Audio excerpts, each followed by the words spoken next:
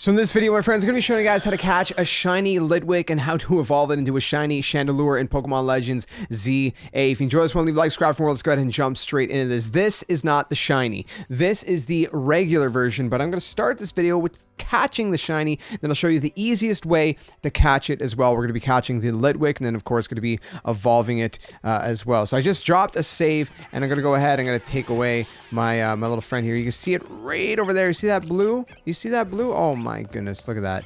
Look at that. Look at that. Oh, look at that. Look at that. It's so beautiful. He's just hanging out. I'm going to throw my Pokeball at it. I have been hunting this for like 4 hours, but this is still the easiest way to do it. I know people are going to be like, 4 hours, that's not easy. Listen, it's still RNG that plays into it, but let me show you guys exactly what I did. Okay, so you've seen that I was in the sewers. Let me explain how to get there. First things first, you're going to have to progress the story until the point where you actually end up in the sewers, and at some point, you're going to be able to unlock a side quest where you can go back into the sewers, and I'll show you guys exactly how that works. What we're going to do is we're going to fast travel over to Cafe Woof right here in the southern area and just follow my path right here. There's going to be a guy standing in front of the sewer gate.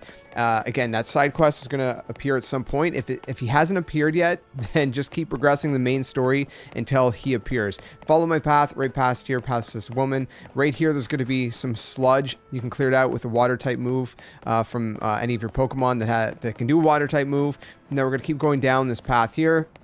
There's going to be Spider. And right here, there's going to be a guy standing here. We're going to talk to him, initiate the side quest, and then we're going to be able to enter the sewers. So that's how you do that. Again, if the guy isn't there, just keep progressing your story until he shows up there. Or if it's for some reason lets you into the sewers, go ahead and do that. So at this point, we're going to go here straight, and then we're going to go down here. By the way, this is where you can find some clef keys right here.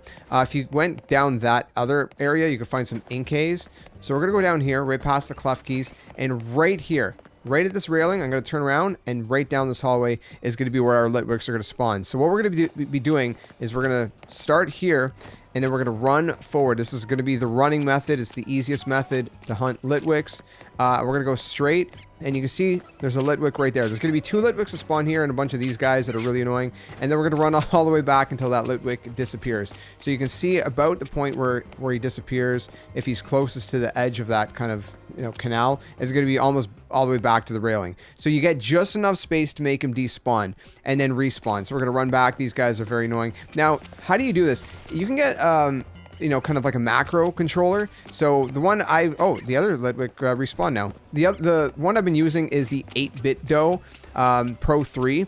I'm going to leave an affiliate link for Amazon down in the description below. I'm not affiliated with 8-bit Dough. They didn't send me any, at least not at the time of recording this. I got one off of Amazon. Maybe they'll send me one. Those orange ones look pretty cool, but they don't have them in Canada. But anyways, you grab one of those, and then you can basically go on the PC and create your own kind of macro, and then input it into the controller. So you can kind of put your macro to go forward and backwards.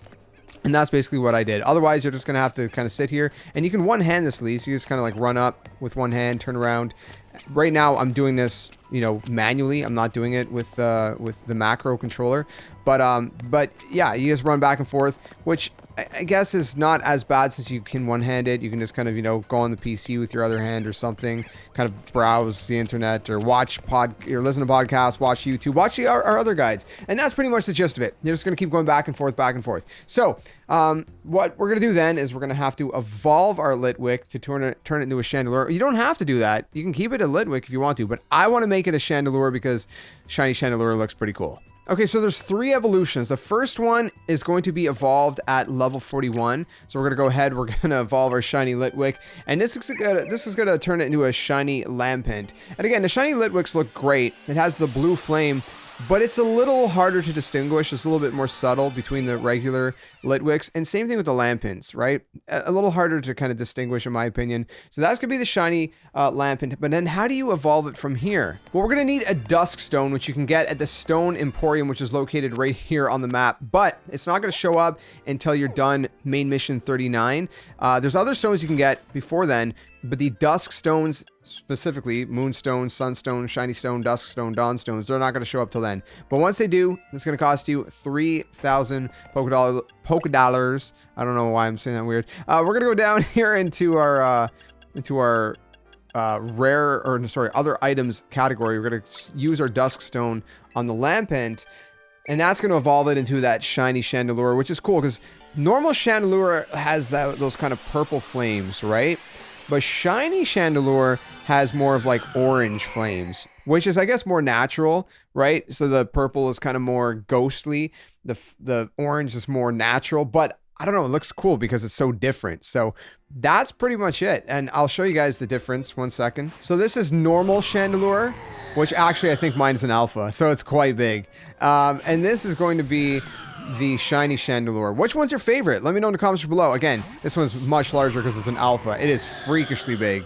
I wish this one was an alpha. And again, shiny, which it's just so unique. So let me know your thoughts in the comments below. If you enjoyed this one, leave a like, subscribe for more, and let me know if you have any questions. Otherwise, check out all our other guides. A lot of shiny guides, and if there's any specific shiny guides you guys want to see here on the channel, do let me know, and I'll try to get to it as soon as possible. Till the next one, game on. Catch you guys later.